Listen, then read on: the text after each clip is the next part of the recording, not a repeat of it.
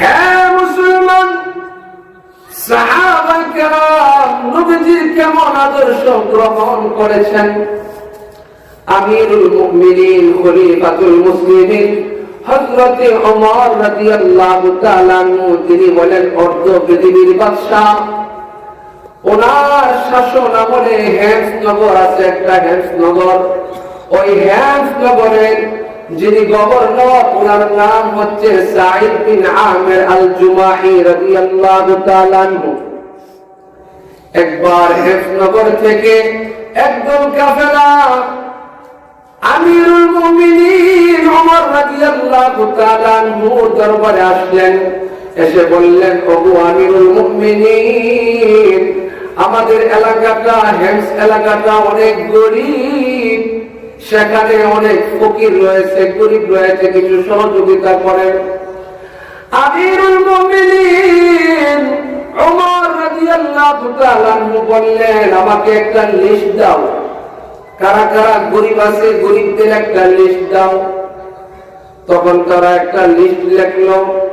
1 2 3 লিখতে লিখতে 100 নাম লিখেছেন। জুড়ে বলেন, কতজনের নাম? 100 নাম লিখেছেন। নাম লিখে আমিরুল মুমিনিনের হাতে দিয়ে দিলেন। খলিফাতুল মুসলিমিন হযরত ওমর রাদিয়াল্লাহু তাআলা আনহু ওই লিস্টটা হাতে নিলেন, পড়তে আরম্ভ করলেন।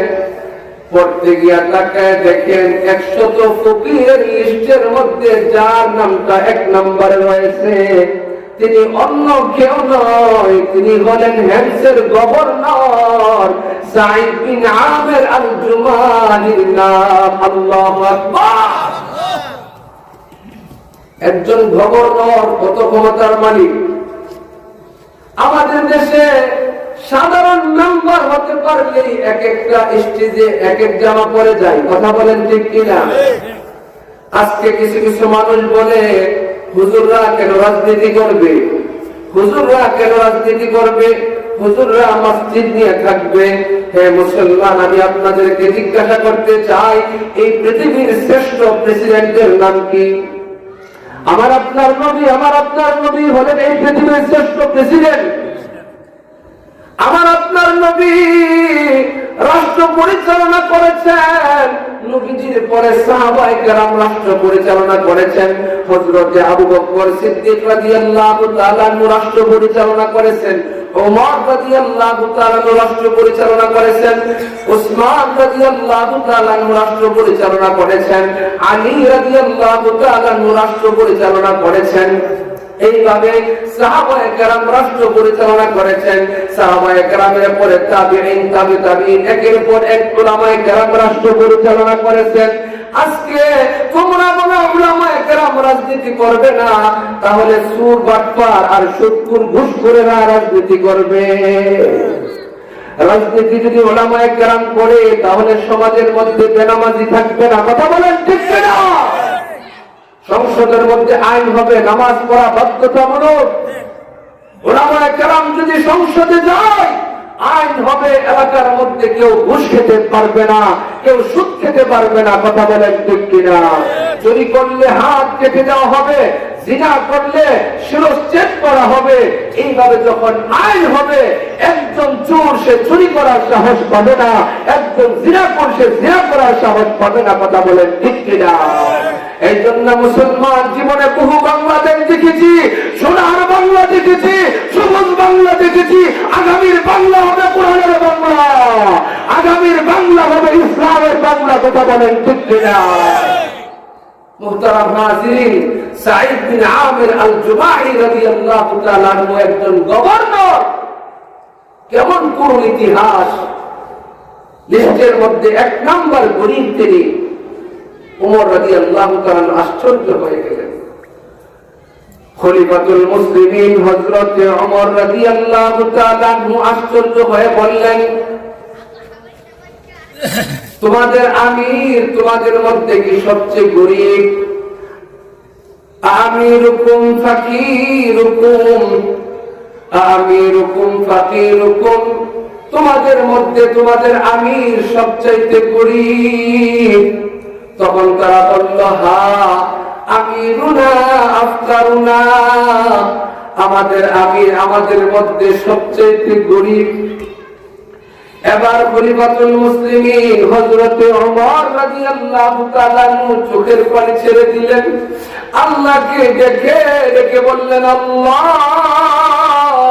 আমার শাসন আমলে এমন একজন গভর্নর আমি পেয়েছি যে গভর্নর নিজে এক নাম্বার গরিব। তখন খলিফাতুল মুসলিমিন হযরত ওমর রাদিয়াল্লাহু তাআলা যে লোকেরা হেমনগর থেকে এসেছিল তাদের সঙ্গে একজন রাষ্ট্রদূত পাঠিয়ে দিলেন। ওই দূতের কাছে 100 স্বর্ণ মুদ্রা দিয়ে দিলেন। সুবহানাল্লাহ। যা কোটি টাকার মূল্য, কোটি টাকার মূল্যের 100 স্বর্ণ মুদ্রা দিয়ে দিলেন এবং একটা চিঠি দিলেন। চিঠির মধ্যে লিখে দিলেন, হাদা হাদিয়া মিন আমিরিল মুমিনিনা ইলা উমর ইবনুল খাত্তাব রাদিয়াল্লাহু তাআলা আনহু ইলা সাঈদ ইবনে আমির আল-জুমাহি রাদিয়াল্লাহু তাআলা আনহু। চিঠির মধ্যে লিখে দিলেন, এই হাদিয়া 100 স্বর্ণ মুদ্রা আমিরুল মুমিনিন হযরত ওমর রাদিয়াল্লাহু তাআলার পক্ষ থেকে হেমসের গভর্নরের নিকট হাদিয়া দিলাম। হাদিয়া। হ্যাঁ মুসলমান, গভীর মনোযোগ। আমরা সামান্য হাদিয়া পেলে পাগল হয়ে যাই, হাজারবার আলহামদুলিল্লাহ বলে কথা বলেন, ঠিক কিনা? আমরা হাদিয়া পেলে কি বলি?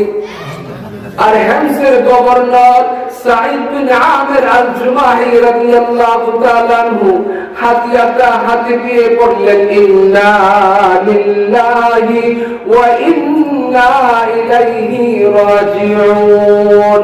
আমরা ইন্না লিল্লাহ বিপদের মধ্যে বলি, আল্লাহ কোরআনের মধ্যে বলেছেন, আল্লাযীনা ইযা আসাবাতুহুম মুসিবা قالوا إنا لله وإنا إليه راجعون। যখন কোন মুসিবত এসে যায় তখন ইন্না লিল্লাহ পড়ো। সাঈদ বিন আমির আল-জুমাহি রাদিয়াল্লাহু তাআলা হাদিয়া পায় পড়লেন, ইন্না লিল্লাহ। ভিতর থেকে বিবি ডেকে ডেকে বললেন, স্বামী, আপনি ইন্না লিল্লাহ কেন পড়লেন? শুনেছি মদিনা থেকে দূত এসেছে, দূত কি খবর নিয়ে আসলো? কুতিলা উমর ইবনুল খাত্তাব, আমিরুল মুমিনিন হযরত ওমর রাদিয়াল্লাহু তাআলা কি শহীদ হয়ে গেছে। তিনি বলেন, লা বাল আযম, এর চাইতে বড় ঘটনা ঘটে গেছে। তিনি বলেন, এর চেয়ে বড় ঘটনা তাহলে আকুতিলাল মুসলিমুনা ফি মারাকা, মুসলমানরা কি যুদ্ধের ময়দানে শহীদ হয়ে গেছে? তিনি বলেন, লা বাল আযম, এর চাইতে বড় ঘটনা ঘটে গেছে। তখন বিবি ডেকে বললেন, স্বামী আমার, এর চাইতে বড় কি ঘটনা ঘটেছে আমাকে একটু বলেন। তখন হেমসের গভর্নর সাঈদ বিন আমির আল-জুমাহি বললেন, বিবি, আমার ঘরের মধ্যে দুনিয়া ঢুকে গেছে, আমার আখিরাত বরবাদ হয়ে গেছে। আল্লাহু আকবার। ও বিবি, আমার আখিরাত বরবাদ হয়ে গেছে, আমার ঘরের মধ্যে দুনিয়া ঢুকে গেছে। রাষ্ট্রদূত দৃশ্যগুলো দেখলো, ওইদিকে আমি ওই হেমসের গভর্নর সাঈদ বিন আমির আল-জুমাহি বললেন, বিবি, তুমি কি আমাকে একটা উপকার করতে পারবা? কি বলেন? অবশ্যই করব। হ্যাঁ বিবি, আমি ঘরের মধ্যে ঢোকার পূর্বে এই 100 স্বর্ণ মুদ্রা হেমসের যত গরীব ফুকারা আছে তাদের মাঝে তুমি বন্টন করে দিয়ে আসো। সুবহানাল্লাহ। আমাদের দেশের রাষ্ট্রপ্রধানরা, এমপি, মন্ত্রীরা কত কোটি কোটি মিলিয়ন বিলিয়ন টাকা পাচার করে, অথচ তারা হাদিয়া পায়াও গরিব মানুষের মাঝে বিতরণ করে দেয়। আল্লাহু আকবার বলেন। রাষ্ট্রদূত দৃশ্যটা দেখেছে, দৃশ্যটা দেখে আশ্চর্য হয়ে গেলেন। জলদি করে তারা মদিনায় চলে গেলেন। মদিনায় যাওয়ার পরে আমিরুল মুমিনিনের কাছে গিয়ে বললেন, ওগো আমিরুল মুমিনিন, কার কাছে পাঠাইলেন? আপনি 1000 স্বর্ণ মুদ্রা হাদিয়া দিয়েছেন, তিনি তো হাদিয়া নেই নাই, গড়েও ঢুকাই নাই, বরং হাদিয়াটা তিনি বন্টন করে দিয়ে দিয়েছেন গরিবের মাঝে। সুবহানাল্লাহ। ওমর রাদিয়াল্লাহু তাআলা আশ্চর্য হয়ে গেলেন, তাহলে তো তাকে দেখা দরকার। এবার ওমর রাদিয়াল্লাহু তাআলা দূতকে বললেন, খবর পাঠিয়ে দাও, অমুক দিন আমি হেলসে সফর করব, রাষ্ট্রীয় সফর।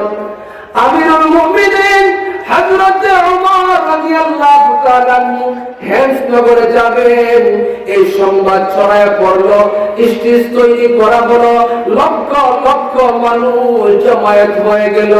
2টা আসন তৈরি করা হলো, একটা আসনের মধ্যে আমিরুল মুমিনিন হযরত ওমর রাদিয়াল্লাহু তাআলা আসন গ্রহণ করলেন, আর একটা আসনের মধ্যে সাঈদ বিন আমির আল-জুমাহি বসলেন। এবার লক্ষ লক্ষ মানুষের সামনে আমিরুল মুমিনিন হযরত ওমর রাদিয়াল্লাহু তাআলা বললেন, তোমাদের এই গভর্নরের ব্যাপারে তোমাদের কোনো অভিযোগ আছে কিনা? তোমাদের কোনো অভিযোগ থাকলে বলো, নির্দ্বিধায় নির্ভয়ে বলো। তখন একে একে করে কয়েকজন দাঁড়ায় গেলেন। আল্লাহু আকবার। এত বড় একজন দামি গভর্নর, উনার বিরুদ্ধে অভিযোগ। একে একে করে কয়েকজন দাঁড়ায় গেলেন। একজন বললেন, আমিরুল মুমিনিন, আমাদের গভর্নরের ব্যাপারে আমার একটা অভিযোগ হলো, তিনি প্রত্যেক দিন 1 ঘন্টা দেরি করে আসেন। এবার ওমর রাদিয়াল্লাহু তাআলা বললেন, হে গভর্নর, বলো 1 ঘন্টা কেন দেরি করো? সাঈদ বিন আমির আল-জুমাহি বললেন, ওগো আমিরুল মুমিনিন, আমার ঘরের মধ্যে কোনো খাদেম নাই, আমার স্ত্রী একা একা রান্না করে, আমি আমার স্ত্রীর রান্নার কাজে আমি সহযোগিতা করি। সুবহানাল্লাহ বলেন। একজন গভর্নর স্ত্রীর রান্নার কাজে সহযোগিতা করে। ওগো আমিরুল মুমিনিন, আমি আমার স্ত্রীর সঙ্গে সহযোগিতা করে রান্না বান্না করে খেয়ে আসতে 1 ঘন্টা দেরি হয়ে যায়। এবার দ্বিতীয় জনকে জিজ্ঞাসা করলো, বলো তোমার কি অভিযোগ? দ্বিতীয় জন বললেন, আমিরুল মুমিনিন, আমার অভিযোগ হলো, আমাদের গভর্নরকে আমরা দিনের বেলা পাই, কিন্তু রাতের বেলা পাই না। রাতের বেলা ডাকলেও আমাদের ডাকে সাড়া দেয় না। আমিরুল মুমিনিন হযরত ওমর রাদিয়াল্লাহু তাআলা ডেকে ডেকে বললেন, হে গভর্নর, বলো তুমি রাতের বেলা কেন সময় দাও না? তখন হেলসের গভর্নর সাঈদ বিন আমির আল-জুমাহি ডেকে ডেকে বলেন, ওগো আমিরুল মুমিনিন, قسمت حياتي بين ربي وبين عبادي। ও আমিরুল মুমিনিন, আমি আমার হায়াতটাকে 2 ভাগে ভাগ করেছি, বাইনাল খালিক ওয়াল মাখলুক, 2 ভাগে ভাগ করেছি।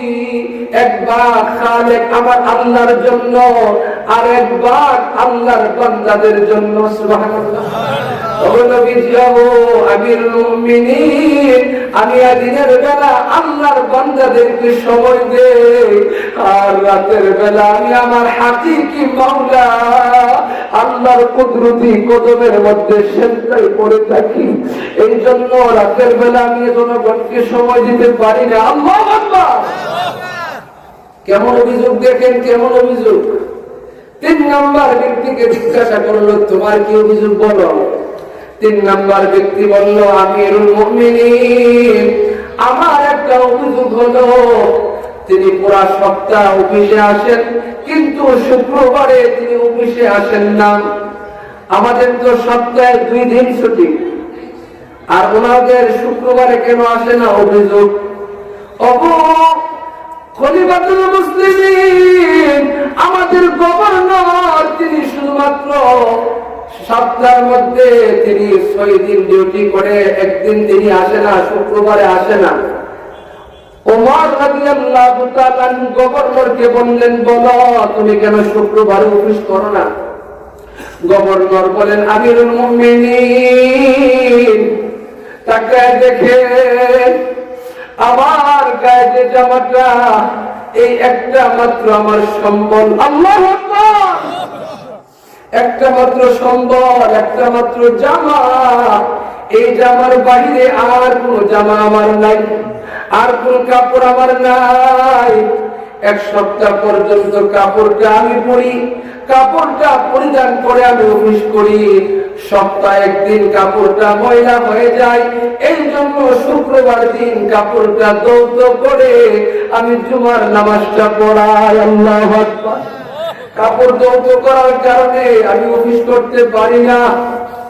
এবার আমিরুল মুমিনিন বললেন, তোমার কি অভিযোগ বলো। এবার চতুর্থ ব্যক্তি বললেন, আমিরুল মুমিনিন, আমার অভিযোগ হলো আমাদের গভর্নর মাঝে মধ্যে বেহুশ হয়ে যায়। তখন জিজ্ঞাসা করলেন, হে গভর্নর, তুমি কেন বেহুশ হয়ে যাও, কারণটা কি বলো।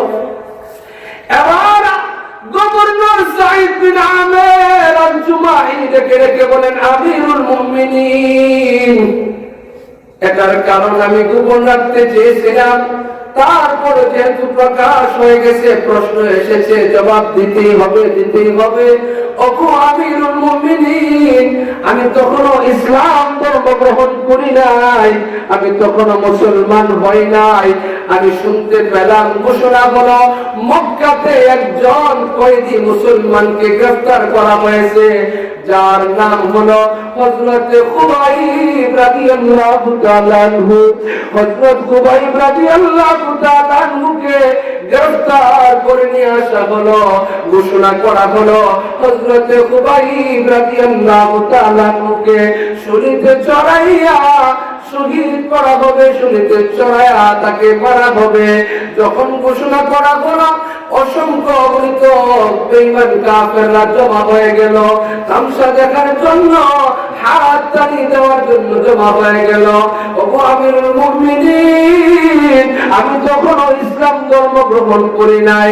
আমি লক্ষ্য করে দেখলাম, যখন হযরত খুবাইব রাদিয়াল্লাহু তাআলা আনহুকে শরীরের মধ্যে এইভাবে বাঁধা হলো, একটা হাত শরীরের মধ্যে এইভাবে বড় বড় তার কাটা দিয়ে হাতটা শরীরের মধ্যে মারা হলো, এইভাবে দুইটা হাতকে বেঁধে ওনার শরীরের মধ্যে দাঁড়ানো ছুরি দিয়ে আঘাত করতে লাগলো। আঘাতের পর আঘাত করতে লাগলো। হযরত খুবাইব রাদিয়াল্লাহু তাআলা আনহু ওনার কলিজাটা বের হয়ে যাবে, এমন সময় বেঈমান কাফেররা বলে, হে খুবাইব, তোর কোনো আশা আছে কিনা বল, তোর কোনো শেষ আশা আছে কিনা। তখন হযরত খুবাইব রাদিয়াল্লাহু তাআলা আনহু বললেন, আমার শেষ আশা হলো আমাকে শেষবারের মতো 2 রাকাত নামাজ পড়ার সুযোগ দাও। আল্লাহু আকবার। মুসলমানরা যখন কোনো বিপদে পড়ে, এমন বিপদে পড়লে যখন নামাজ পড়ে আল্লাহর কাছে সাহায্য চাইবো, আল্লাহ তাআলা তাকে সাহায্য দান করবে। হযরত খুবাইব রাদিয়াল্লাহু তাআলা আনহুকে সুযোগ দেওয়া হলো। তখন উনি নামাজের মধ্যে দাঁড়াইলেন। নামাজ সুন্দরভাবে নামাজটা শেষ করে তিনি ঘোষণা করলেন, হে বেঈমান কাফেররা, আমার মনের মধ্যে একটা বই হলো যে তোমরা হয়তো মনে মনে ভাবতে পারো যে মুসলমানেরা মৃত্যুকে ভয় পায়, এই জন্য নামাজকে দীর্ঘায়িত করে। আর না হয় নামাজে আমি এত মজা পাচ্ছিলাম, আমি নামাজের ভিতরে এত মজা পাচ্ছিলাম, আমি জীবন চলে গেলেও আমি আমার নামাজটা ছাড়তাম না। যেহেতু তোমাদের এরকম সন্দেহ হইতে মুসলমানেরা মৃত্যুকে ভয় পায়, এই জন্য আমি দ্রুত নামাজটা শেষ করেছি এবং আমি হাজির হয়েছি, তোমাদের যা করার করো। তখন বেঈমান কাফেরদের সরদার বলল, হে খুবাইব, তোমাকে শেষ একটা প্রস্তাব দিতে চাই, যদি তুমি এই প্রস্তাবটা মেনে নাও তাহলে তোমাকে ছেড়ে দেওয়া হবে, তোমাকে মুক্তি দেওয়া হবে। সেই প্রস্তাবটা কি? সেই প্রস্তাবটা হলো, তুমি শুধু এতটুকু মেনে নাও, তোমার স্থানে মুহাম্মদকে শরীরে চড়ানো হবে। জুড়ে কন্যা নাউজুবিল্লাহ। হ্যাঁ মুসলমান, গভীর মনোযোগ। হযরতে খাব্বাব রাদিয়াল্লাহু তাআলা আনহু ডেকে বললেন, ও কাফেররা, এটা কেমন কথা বললাম? আমার জায়গায় আমার পয়গম্বরকে শুলিতে চড়ানো হবে, আমার পয়গম্বরকে শুলিতে চড়ানো হবে, এটা আমি মেনে নিব না। না না, আমি এখানে আছি, আমার নবী মদিনায় রাস্তা দিয়ে হাঁটবে, নবীজির পায়ের মধ্যে কাঁটা বিঁধবে, আমি এটা পর্যন্ত সহ্য করতে পারি না। এবার সাঈদ বিন আমির আল-জুমাহি বলে, ওগো আমিরুল মুমিনিন, ওই দিন আমি তখনও মুসলমান হই নাই, এমন কঠিন পরিস্থিতিতে হযরতে খাব্বাব রাদিয়াল্লাহু তাআলা আনহুর ঈমানী দীপ্ত আওয়াজ শুনে আমি মনের মধ্যে ভয় পেয়ে গেলাম যে এটা তো সাধারণ কোনো ধর্ম না, সত্যি আল্লাহ পাকের নাযিলকৃত ধর্ম, এই ধর্ম সত্য ধর্ম। পরক্ষণে আমি কালিমা পড়ে মুসলমান হয়ে গেছি। আমি মুসলমান হয়েছি ঠিক, কিন্তু ওনাকে যে ওই শুলিতে চড়ানো অবস্থায় তিনি যে বলেছিল নবীজির পায়ে কাঁটা বিঁধবে, এটা আমি সহ্য করতে পারবো না, ওই নির্যাতন